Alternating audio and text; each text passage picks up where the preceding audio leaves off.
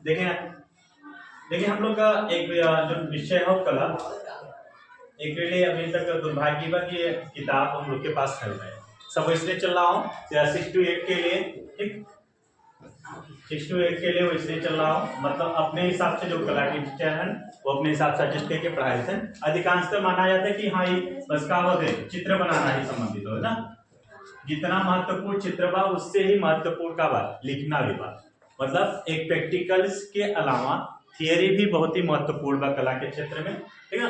इसमें एक तरह से महत्वपूर्ण प्रश्न लगभग 60 प्रश्न बा, ठीक। इसमें लगभग आपके 6 to 10 लगभग इतने लगभग प्रश्न मतलब 6 से लेकर 10 तक के लिए बहुत ही महत्वपूर्ण बा। वो कोनो भी क्लास के मतलब अब कार्य से हायर वाले भी देख सकते हैं, कई कई चीज इतने अच्छे से हैं कि उसमें देख सकते हैं। देखें पहला वाला प्रश्न देखें, कला शब्द का सर्वप्रथम प्रयोग हुआ था, कराओ की कला शब्द का सर्वप्रथम प्रयोग हुआ था ऋग्वेद में। किस वेद में? ऋग्वेद में, ठीक। पहला वाला देखें, कला शब्द का सर्वप्रथम प्रयोग हुआ था किसमें? ऋग्वेद में।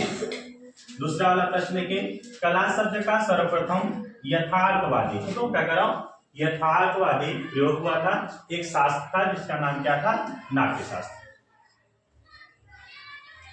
क्या नाम था? नाट्य शास्त्र, ठीक।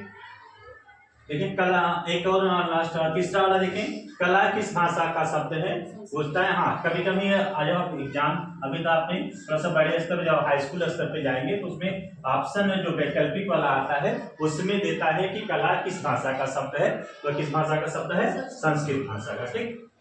क्वेश्चन नंबर 4, आर्ट शब्द का प्रयोग किस शताब्दी से प्रारंभ हुआ? ये देखिए यहाँ, ये तो आपके लिए कोनो भी काम के अभी यहाँ जब 6 to 8 एग्जाम हो, चाहे हाफ ईयरली हो चाहे कौन सा, चाहे ईयरली हो, के लिए बहुत महत्वपूर्ण है। हाफ ईयरली के लिए या ईयरली के लिए बहुत महत्वपूर्ण है। लगभग 60 प्रश्न में 60 में जो ऑप्शनल आए या तो लिखित आए, आप उस पर आसानी से बिल्कुल कर सकते हैं, ठीक है। देखिए हम लोग 4th वाला चल रहे हैं, आर्ट शब्द का प्रयोग किस शताब्दी से प्रारंभ हुआ? ठीक है, कह रहा हूं आर्ट शब्द का प्रयोग किस शताब्दी से प्रारंभ हुआ? कौन सी शताब्दी से? 13वीं शताब्दी। कौन सी शताब्दी से? 13वीं शताब्दी, ठीक। आगे, कला का प्राचीन नाम क्या है? ठीक है, कह रहा हूं कि कला का प्राचीन नाम क्या है। कहीं आपने सुना ना किसी सबका लगभग प्राचीन नाम होता है ना, वैसे पूछ रहा है कला का प्राचीन नाम क्या है? तो कला का प्राचीन नाम क्या है? शिल्प। कला का प्राचीन नाम क्या है? शिल्प। अब पूछ रहा एक प्रश्न नेक्स्ट वाला 5, उसके बाद 6, कला के कितने भेद या रूप होते हैं? कला के कितने भेद या रूप होते हैं? 2, ठीक। कितने होते हैं? 2। एक होता है उपयोगी कला, कौन सा? एक उपयोगी कला, दूसरा कौन सा? ललित कला,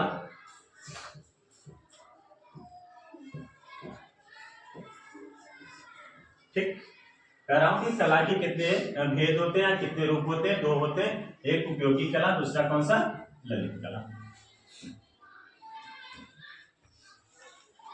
अब इसमें 7वें वाले पे कर रहा हूं, जो कला दिखाई देती है, क्या होता है? दिखाई देती है, उससे क्या कहा जाता है? ठीक, मूर्त कला, मतलब जो कला दिखाई देती है। आप इसमें पढ़ेंगे उपयोगी कला वाले में, उपयोगी कला में 5 प्रकार के होते हैं, ठीक है। उपयोगी कला सॉरी ललित कला 5 प्रकार, कितने प्रकार के? 5। अभी आपके नीचे समझाएगा, ठीक है। उपयोगी कला या ललित कला, एक बार परिभाषा देख लें। उपयोगी कला वह कला जो हमारी आवश्यकताओं की पूर्ति में सहायक होती है, वह कला जो हमारी आवश्यकताओं की पूर्ति में सहायक होती है, मतलब उसके उपयोगी कला की सहायता से हम अपने आर्थिक स्थिति को भी क्या कर सकते हैं? सुधार कर सकते हैं, मतलब उससे अपनी आमदनी को भी बढ़ा सकते हैं, उसे हम क्या कहेंगे? उपयोगी कला कहेंगे, ठीक। ललित कला क्या होती है? जिससे हमें आत्मिक आनंद की प्राप्ति होती है। इसमें क्या होता है? आत्मिक आनंद की अनुभूति होती है, प्राप्त होती है, उसे हम क्या करते हैं? ललित कला करते हैं। कितने प्रकार की होती है? 5 प्रकार की, ठीक। आगे देखिए 7वां, जो कला दिखाई देती है, ठीक है, उसे क्या कहा जाता है? उसे हम क्या करते हैं? मूर्त कला, ठीक है। जो कहते हैं क्या होता है? जो दिखाई देता है उसे हम क्या कहेंगे?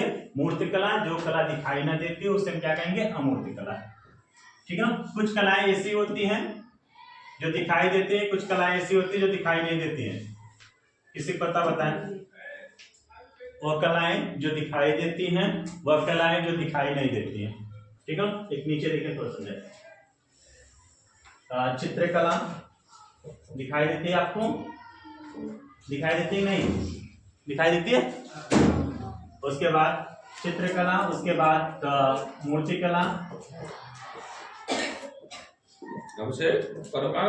ठीक। चित्रकला दिखाई देते आपके, मूर्तिकला दिखाई देते, उसके बाद स्थापत्य कला दिखाई देते, स्थापत्य कला दिखाई देते। अब उसके बाद दो कलाएं ऐसी होती हैं जो दिखाई नहीं देती हैं। चौथा पे काव्य कला, कौन सी कला? काव्य कला। पांचवे पे संगीत कला, कौन सी कला? संगीत कला। ऐसे पूछ रहा हूं कि जो कला दिखाई देती है उसे कहा जाता है मूर्त कला। जो कला क्या होती है? दिखाई देती है, उसे क्या कहते हैं? मूर्त कला कहते हैं। कौन कौन सा दिखाई देती है? मूर्ति कला और स्थापत्य कला और चित्रकला दिखाई देती है। दो कलाएं वहां हैं जो क्या होती हैं? दिखाई नहीं देती है, उन्हें हम क्या कहते हैं? अमूर्त कला। इसमें कौन कौन से हैं? काव्य कला, दूसरा वाला काव्य कला, दूसरा वाला आपके संगीत कला, ठीक। जो कलाएं दिखाई देती हैं उसे हम क्या कहते हैं? मूर्ति कला कहते हैं। वह चित्रकला होती है। उसके बाद चित्रकला और मूर्ति कला और स्थापत्य कला, ठीक। दो कलाएं और कुछ कलाएं ऐसी होती हैं जो क्या होती हैं? हमें दिखाई नहीं देती हैं, ठीक है, सिर्फ हम उसे महसूस कर सकते हैं। उसका नाम क्या है? काव्य कला और संगीत कला, ठीक है। उसका नाम क्या है? काव्य कला और संगीत कला।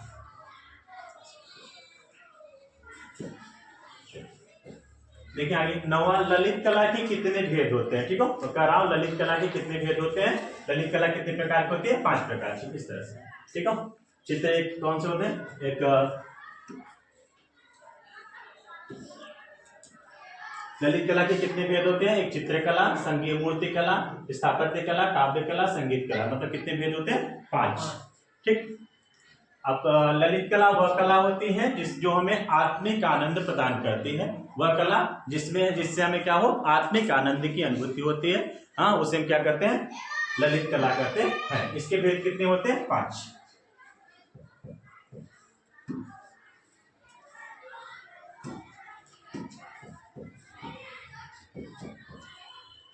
आइए देखें, चित्रकला, मूर्तिकला किस कला के उदाहरण हो? कह रहा प्रश्न में, चित्रकला, मूर्तिकला किस कला के उदाहरण है? अब आपको पता हो जाए, रूपरत कला। रूपरत कला मतलब जो दिखाई देती है, ठीक है।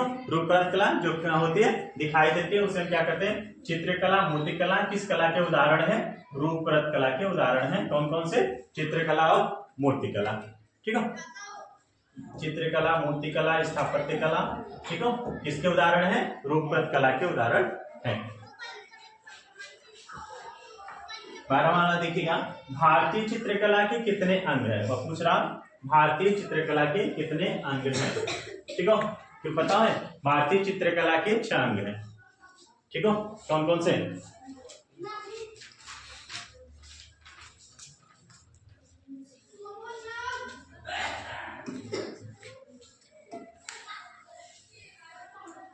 एक होते रूप भेदा प्रमाणानि, ठीक है ना। श्लोक होते भाव लावण्य योजनम, सादृश्य वडिकाभंग, इत्थ चित्र वडिकम, उसमें होते हैं। आप लिखे तो लिख लें, ठीक है। रूप भेद, कहाँ पहुंचे हम लोग? हाँ, 12वां, भारतीय चित्रकला के कितने अंग होते हैं? 6 होते हैं। 6 लिख लें। एक श्लोक एक कृष्णात्मी बात यही रूप भेद पुराण,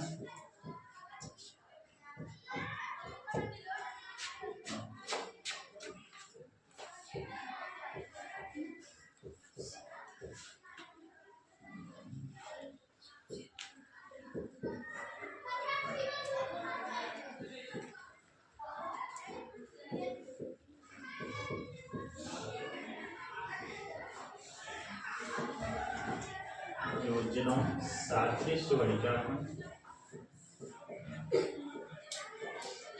सादृश्य वडिकाभंग,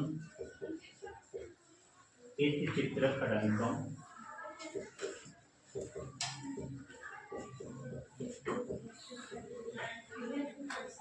खडंकम,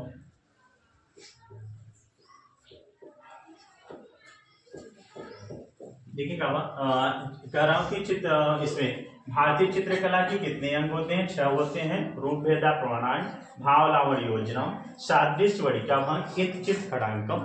ठीक है, एक होते रूप, लिख ले, अगर चाहे तो श्लोक लिख ले, तो मैं हमें बताते कौन कौन से होते हैं। ठीक है,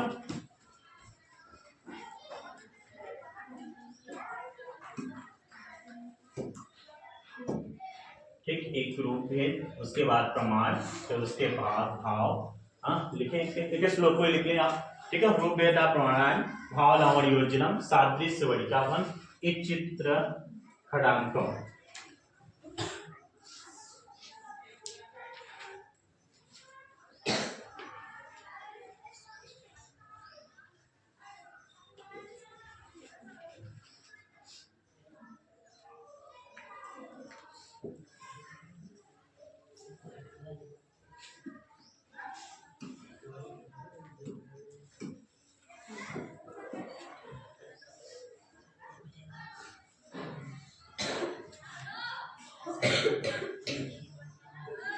ठीक हो, 6 अंग होते हैं।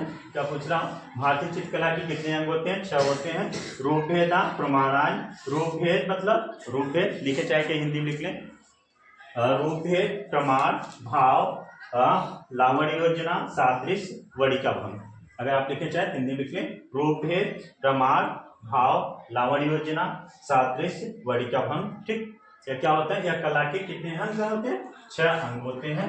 ठीक, यहाँ तक इसका लिखें।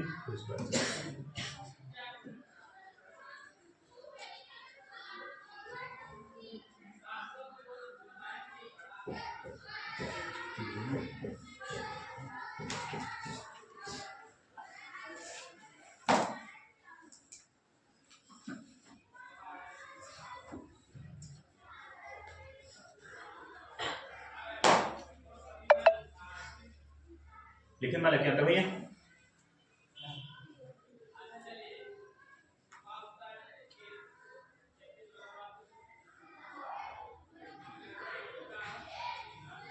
आप संस्कृत में भी श्लोक लिख सकते हैं, हिंदी में भी लिख सकते हैं। संस्कृत में कभी कभी जब बड़े क्लास में हाई स्कूल पढ़ना हो तो उसमें दे दिए इसने कि हाँ भारतीय चित्रकला के कितने अंग होते हैं? 6 अंगों के नाम लिखे, तो आपको श्लोक याद करना हो। रूप भेदा प्रमाण, भाव लावण्य योजनम, सादृश्य वरिका भंग, इत चित खड़ांकम।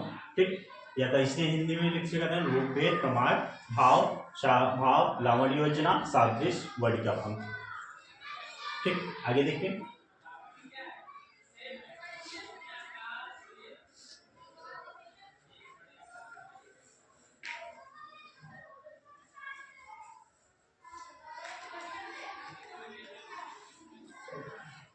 चलाएंगे, देखिए आगे से प्रश्न नंबर 13, वात्स्यायन किसकी रचना है? कामसूत्र किसकी रचना है? ठीक है, कला के कामसूत्र किसकी रचना है? वात्स्यायन की रचना है। किसकी रचना है? वात्स्यायन की रचना है। एक क्या पूछे था? सर्वप्रथम रसों को, रस मतलब समझना नहीं, कभी कभी गीत सुना था कोनो, कहते कुछ रस ना है, कुछ लय ताल ना है, ये मतलब जब अच्छा नहीं लगते तब करना, या क्यों गा बिल्कुल लय ताल रसवा मधुर से गावा था ना, तारीफ होती नहीं, वैसे नहीं करा। सर्वप्रथम रसों का वर्णन किसने किया था? उसका नाम क्या है? किसने किया था? उनका नाम क्या है? भरत मुनि ने सर्वप्रथम रसों का वर्णन किया है। इन्होंने कितने रसों का वर्णन किया था? 8। ठीक हो, कभी आप पूछ सकते हो, जैसे आप हायर में भी यही जब कभी हमें एग्जाम में तब भी पूछे कि सर्वप्रथम रसों का वर्णन किसने किया था? भरत मुनि ने किया था। इन्होंने कितने रसों का वर्णन किया था? 8। एक 9वां रस है जिसे हम क्या बोलते हैं? शांत रस, जिसे हम क्या बोलते हैं? शांत रस। इसका प्रतिपादन अभिनव गुप्त ने किया था। किसने किया था? अभिनव गुप्त ने किया था इसका प्रतिपादन। यहां तक लिखिए।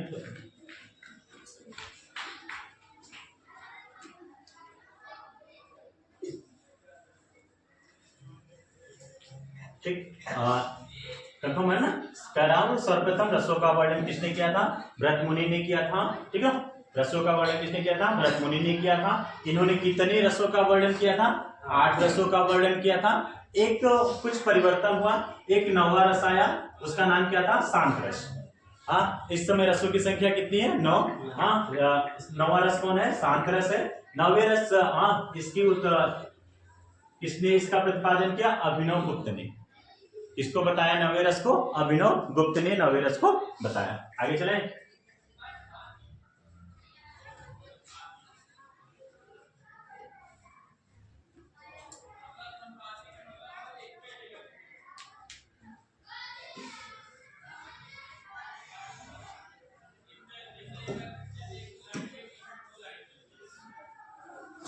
आगे चले। देखिए प्रश्न नंबर 15 कर रहा हूं। दृश्य कला के कितने तत्व हैं? अभी हम लोग पढ़े चित्रकला के कितने अंग हैं? 6 पढ़े। कला के कितने भाग हैं? ओके पढ़ लिए, 2 भाग होते। तो चित्रकला के कितने अंग पढ़ लिए? 6 पढ़ लिए। ठीक, तो अब कह रहा हूं कि दृश्य कला के कितने तत्व होते हैं? 6 तत्व होते हैं। ठीक है, कितने तत्व होते हैं? 6। कौन कौन से? रेखा, उसके बाद रंग, रेखा, रंग, रूप, तान, कोड, या इसी को हम कहते हैं वयन। एक होता है अंतराल। ठीक, कौन सा होता है? अंतराल। अंतराल। ठीक है, देखिए आप कह रहा हूं कि क्या दृश्य कला के कितने तत्व होते हैं? कितने तत्व होते हैं? 6 तत्व होते हैं। कितने तत्व होते हैं? 6। दृश्य कला की कितने तत्व होते हैं? 6। अब उसका नाम एक रेखा, पहले वाले का नाम क्या है? रेखा। ठीक, रेखा, फिर रंग, रूप, तान, पोत, वयन। पोत या इसी को हम क्या बोलते हैं? पोत या वयन। इसी को हम क्या बोलते हैं? पोत या वयन। ठीक हो, सबसे पहले रेखा, उसके बाद रंग, फिर रूप, फिर तान, चौथा, 5वां पोत या वयन। इसी को हम पोत भी करते हैं और वयन। और लास्ट वाला जो हमारा है अंतराल, जिसे हम क्या बोलते हैं? धरातल भी कहते हैं। ठीक है ना, एक लिख लें। दृश्य कला के कितने तत्व होते हैं? 6 तत्व होते हैं। कितने तत्व होते हैं? 6 तत्व होते हैं। रेखा, रंग, रूप, तान, पोत या वयन, अंतराल। अंतराल को ही हम क्या कहते हैं? धरातल। ठीक है, अंतराल को क्या कहते हैं? अंतराल को धरातल कहा जाता है। ठीक, अपनी जानकारी रखें। अंतराल को क्या कहते हैं? धरातल कहा जाता है। एक बार पूरा यहां से लिख लियो, तो एक बार पूरा रख ली, 1 मिनट के लिए और देख लें। सबसे पहला वाला प्रश्न था कला शब्द की उत्पत्ति। कला शब्द का सर्वप्रथम प्रयोग हुआ था किस वेद में हुआ था? ऋग्वेद में हुआ था। ठीक, कला शब्द का सर्वप्रथम यथार्थवादी प्रयोग हुआ था किसमें? नाट्यशास्त्र में हुआ था। कला किस भाषा का शब्द है? संस्कृत का है। किसका है? संस्कृत का है। आर्ट शब्द का प्रयोग किस शताब्दी से प्रारंभ हुआ था? आर्ट शब्द का प्रयोग किस शताब्दी से प्रारंभ हुआ था? 13वीं शताब्दी से प्रारंभ हुआ था। उसके बाद करा कला का प्राचीन नाम क्या था? शिल्प। ठीक, कला के कितने भेद होते हैं? 2 होते थे। कौन कौन से? उपयोगी कला और ललित कला। ठीक, जो कला दिखाई देती है उसे हम क्या कहते हैं? मूर्त कला। जो कला दिखाई नहीं देती है उसे हम क्या कहेंगे? अमूर्त कला। ललित कला के कितने भेद होते हैं? 5 होते हैं। ठीक है, चित्रकला, मूर्ति कला, स्थापत्य कला, काव्य कला और संगीत कला। ठीक, उसके बाद कह रहा हूं कि चित्रकला, मूर्ति कला किस कला के उदाहरण है? या रूपप्रद कला के उदाहरण से। रूपप्रद मतलब जिसमें रूप हो, मतलब जिसे हम क्या करते हैं? देख सकते हैं। ठीक है, इसमें स्थापत्य कला भी आता है। प्रश्न में क्या रहा था? आभूषण बनाना। ठीक है, किस कला का उदाहरण है? उपयोगी कला का उदाहरण है। ठीक है, आभूषण बनाना, बढ़ईगिरी करना, ठीक है, पेंटिंग करना, यह किसका उदाहरण है? उपयोगी कला का उदाहरण है। उसके बाद भारतीय चित्रकला के कितने अंग हैं? 6 अंग हैं। कौन कौन से था हम लोग पढ़े? रूप भेद, उसके बाद प्रमाण, फिर भाव, लावण्य योजना, सादृश्य, वरिका भंग। ठीक, उसके बाद कामसूत्र किसकी रचना है? वात्स्यायन की। सर्वप्रथम रसों का वर्णन किसने किया था? भरत मुनि ने किया था। कितने रसों का वर्णन किया था? 8 रसों का वर्णन किया था। 9वां रस किसने दिया था? अभिनव गुप्त ने दिया था। 9वें रस का नाम क्या है? शांत रस। ठीक, उसके बाद प्रश्न नंबर 15, दृश्य कला के कितने तत्व होते हैं? 6 होते हैं। कौन कौन से होते हैं? रेखा, रंग, रूप, तान, पोत या वयन, अंतराल। अंतराल को हम धरातल भी कहते हैं। ठीक, आगे चले, नेक्स्ट देख लें।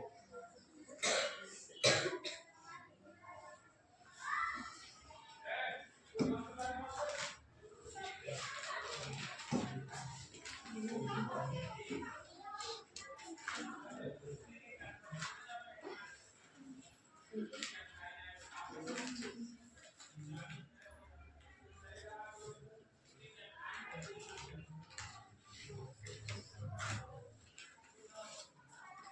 एक देखिए इसमें क्या हुआ, प्रश्न नंबर कितना हो गया हम लोग, 15 हो गया ना, 16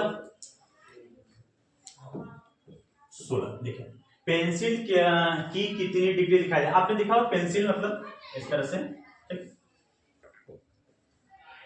यहाँ लिखा रहते हैं एच,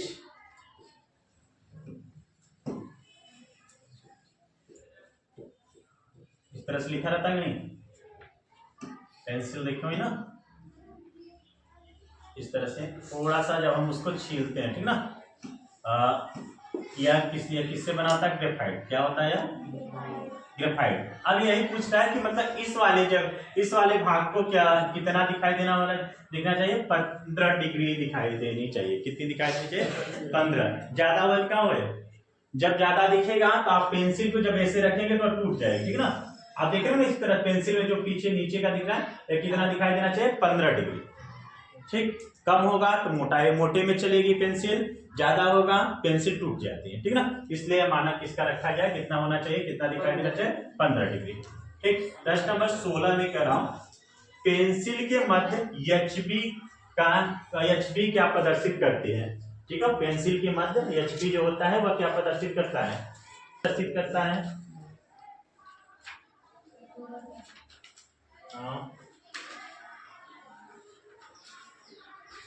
देख रहे हैं एच बी, एच और बी, एक पेंसिल जब आप देखेंगे पेंसिल में लिखा रहता है एच, इसमें होता है हार्ड, क्या होता है हार्ड मतलब कठोर, ठीक, उसके बाद ब्लैकनेस मतलब गहरा, हाँ ठीक, एक हो जाए कठोर, एक का इधर वाला मतलब जितनी पेंसिल है इधर वाले एच के पहले वाला, चाहे 2H 4H 6H, इस तरह से क्या हो जाए वहां कठोर, इधर वाले का हो जाए गहरा, इधर वाले के तरफ मतलब बी की तरफ जितनी भी पेंसिल इधर जाए, 2B 4B 6B 8B 10B रुका हो जाए यहाँ गहरा, ठीक ना।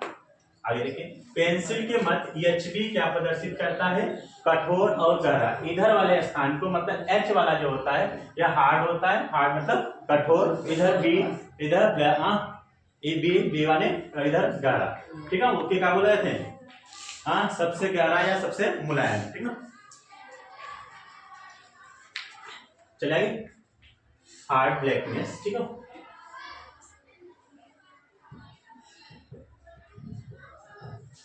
यानी ब्लैकनेस, ठीक है, हार्ड ब्लैकनेस, ठीक है, एच बी हार्ड, इधर वाला ब्लैकनेस, ठीक है, इधर वाला कठोर, इधर वाला का है गहरा। आगे चलिए देखें प्रश्न नंबर 17, सबसे गहरी पेंसिल कौन होती है, 2B 4B 6B 8B 10B, अब आपके पता हो जाए कंफर्म कर लें, एक बार देखिए ऊपर से प्रश्न पूछ रहा है 17 में सबसे गहरी पेंसिल कौन होती है, 10B।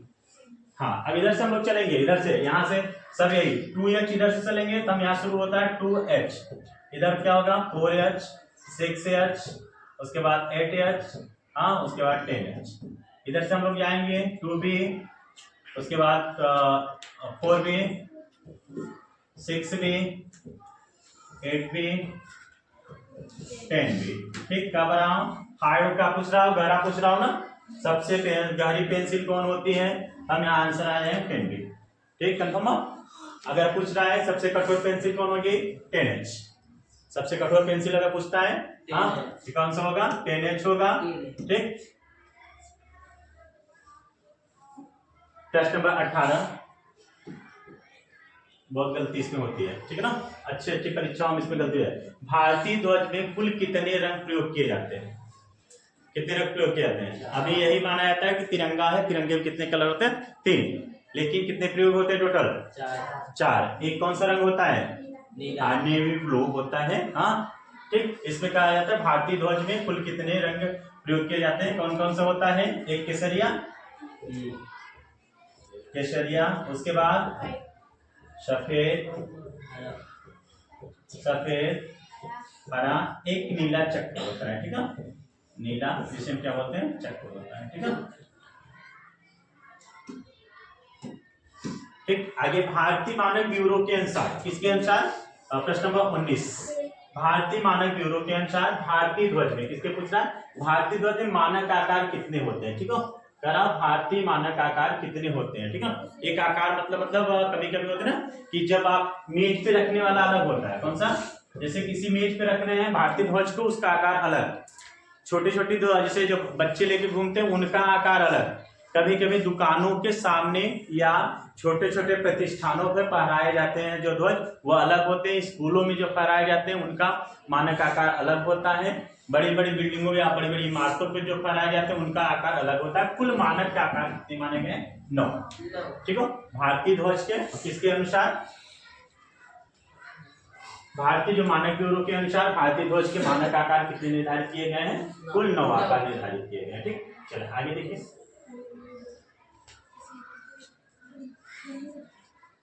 लिख लेते हैं ना साथ साथ, क्या स्लो चलिए। 20 वाला देखें, थोड़ा चले थोड़ा सा धीरे धीरे। अब एक पूछ रहा हूं, मिट्टी के बर्तनों का बनाना क्या प्रारंभ हुआ, इतिहास से संबंधित प्रश्न हो लेकिन कला में का प्रयोग हो, ठीक है ना। अब कर रहा हूं मिट्टी के बर्तनों को बनाना, ठीक है, क्या कर रहा हूं मिट्टी के बर्तनों का बनाना कब प्रारंभ हुआ, पूछ रहा है कब प्रारंभ हुआ, कौन से काल में, नवपाषाण काल में, कौन काल में, नवपाषाण काल में, ठीक है। तभी हम लोग पढ़ाए जाए बिल्कुल पूरी तरह से थियरी, तब सब कुछ कंफर्म हो जाए, तब कब का वन लाइनर सिर्फ एग्जाम के लिए कि बिल्कुल एक बार इतना पढ़ ले सब कुछ पूरा, ठीक है। मिट्टी के बर्तनों का बनना कब प्रारंभ हुआ था, नवपाषाण काल में मिट्टी का बर्तन बनना प्रारंभ हो गया, ठीक है। आगे कर रहा हूं 19, 20, 21, कला का इतिहास कितना प्राचीन है, कला का इतिहास कितना प्राचीन है पूरे विश्व का, ठीक है। अब यहाँ पूछ रहे 2 तरह के प्रश्न होते हैं, अभी नहीं ये आपके लिए लेवल के ना हो लेकिन फिर भी दे दिया, अगर आप ये थोड़ा सा आपके बहुत ज्यादा ऊपर लेवल का, इसमें 2 तरह के प्रश्न आते हैं, पूछा जाता है कि कला का इतिहास कितना प्राचीन है और भारतीय कला का इतिहास कितना प्राचीन है। आप देखेंगे दोनों में 2000 वर्ष का अंतर है, ठीक है ना। अब आप कंफ्यूजन होंगे कि भाई विश्व की रचना देखिए साहब पृथ्वी की, आप उसी हिसाब से, लेकिन थोड़ा सा अंतर, जब आप हम लोग थियरी किसी दिन पढ़ाएंगे तब वहां समझाएंगे कि 7000 वर्ष कैसे प्राचीन है और या भारतीय कला 5000 वर्ष कितने प्राचीन है, ठीक ना। इसका उत्तर देखिए 21 वाले का, कला का इतिहास कितना प्राचीन है, 7000 वर्ष प्राचीन है, ठीक है।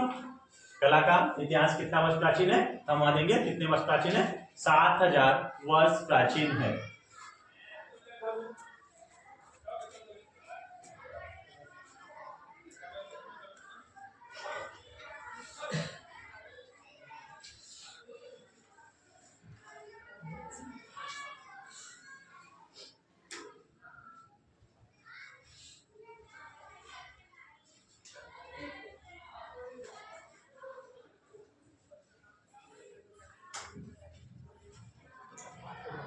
ठीक है, आगे नहीं चले, ये वाला देख लें, इधर वाला 21 वाला, कला का इतिहास कितना प्राचीन है, 7000 वर्ष प्राचीन है।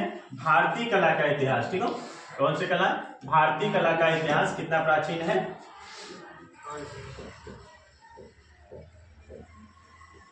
भारतीय कला का इतिहास कितना प्राचीन है, 5000 वर्ष प्राचीन है, ठीक। अब प्रश्न नंबर 22, प्रागैतिहासिक कालीन भीमबेटका गुफा किस प्रदेश में है। जब आप कला पढ़ेंगे तो आपको इतिहास से परिचित होना पड़ेगा, ठीक ना। जब आप कला अभी तो मतलब प्रैक्टिकली आप चित्र बनाना सीख लें, लेकिन जब तक आपके थियरी न हो पाए तब तक आप एग्जाम क्लियर नहीं कर पाएंगे, ठीक ना। एग्जाम के लिए, परीक्षा के लिए प्रैक्टिकल तो बाद में जरूरत होते हैं, सबसे पहले हमें थियरी बहुत ही जरूरी हो, ठीक हो। यहाँ इसमें देखें 22 के बाद 23 कह रहा हूं कि अच्छा 22 प्रागैतिहासिक कालीन भीमबेटका गुफा, ठीक है, कौन से कालीन, प्रागैतिहासिक कालीन, ठीक है। इतिहास पढ़ेंगे आप क्लास 6 का, उसमें दिया हुआ पूरी तरह से ना। कह रहा हूं प्रागैतिहासिक कालीन भीमबेटका गुफा किस प्रदेश में है, कौन से प्रदेश में है, या मध्य प्रदेश में, कौन से प्रदेश में है, मध्य प्रदेश में है। यह सबसे प्राचीन गुफा मानी जाती है, ठीक है। यह कौन सी गुफा मानी जाती है, यह सबसे प्राचीन गुफा मानी जाती है। प्रश्न नंबर 23, अजंता गुफा महाराष्ट्र में है, यह किस धर्म से संबंधित है।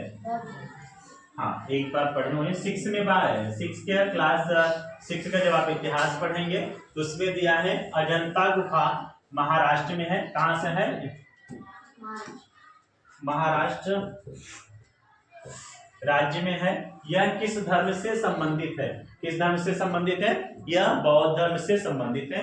अगर कहा जाए, यहाँ एक प्रश्न भी आ सकता, अजंता गुफा महाराष्ट्र में है, लेकिन वहां गुफाओं की संख्या कितनी है? 30।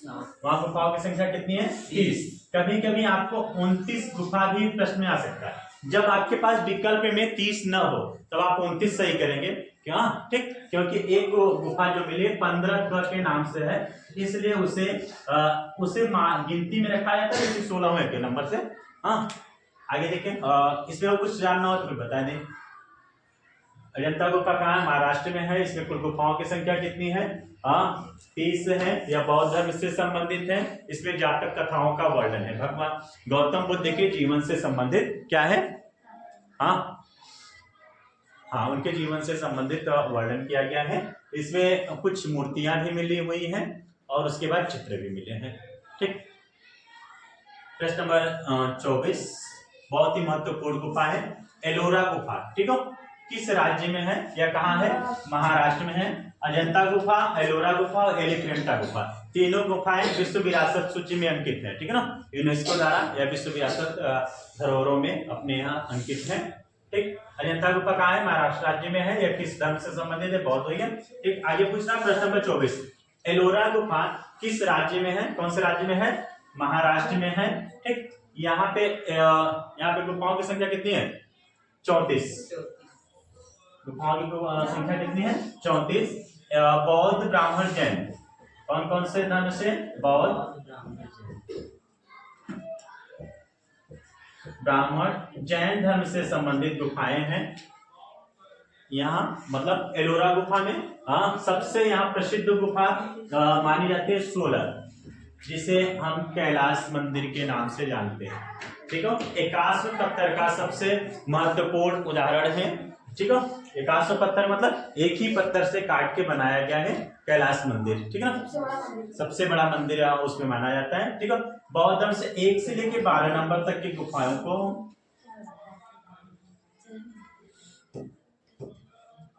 ठीक 1 से लेके कहाँ कितने नंबर तक? 12 नंबर तक की गुफाएं बौद्ध धर्म से संबंधित हैं। उसके बाद 13 से लेके कितने तक? 29 नंबर की गुफाएं ब्राह्मण धर्म से संबंधित है। 30 से लेके 34 नंबर तक की गुफाएं किससे संबंधित है? जैन धर्म से संबंधित है। ठीक, थोड़ा सा एक बार ध्यान दें इधर। एलोरा गुफा किस राज्य में है? महाराष्ट्र राज्य में है। इसमें कुल गुफाओं की संख्या कितनी है? 34 है। सबसे विश्व प्रसिद्ध, सबसे प्रसिद्ध गुफा कौन से है? 16 नंबर के, जिसे हम क्या कहते हैं? कैलाश मंदिर कहते हैं। इसे हम क्या कहते हैं? कैलाश मंदिर कहते हैं। यह 81 पत्थर का बना हुआ, कौन से पत्थर का? 81 पत्थर का बना हुआ है। ठीक, इसमें 3 धर्म से संबंधित गुफाएं मानी जाती हैं, बौद्ध धर्म से संबंधित, ब्राह्मण धर्म से संबंधित और जैन धर्म से संबंधित है। बौद्ध धर्म से संबंधित 1 से लेके 12 नंबर की जो गुफाएं हैं वह बौद्ध धर्म से संबंधित है। 13 से लेके 29 नंबर तक की जो गुफाएं हैं वह ब्राह्मण धर्म से संबंधित है और शेष जो गुफाएं बची हैं वह जैन धर्म से संबंधित गुफाएं हैं। आगे चले 25 नंबर,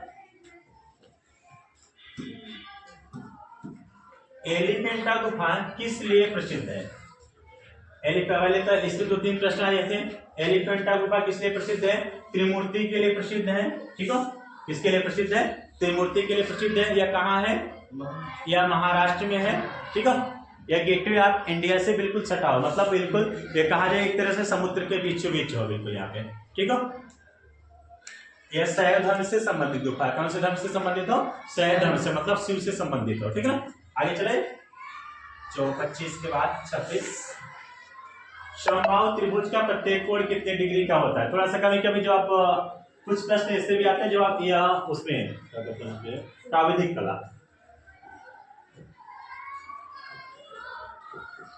कुछ लोग प्राविधिक कला पढ़ते हैं, ठीक ना, कुछ लोग आलेखन पढ़ते हैं। क्या पढ़ते हैं? आलेखन। प्राविधिक में कभी कभी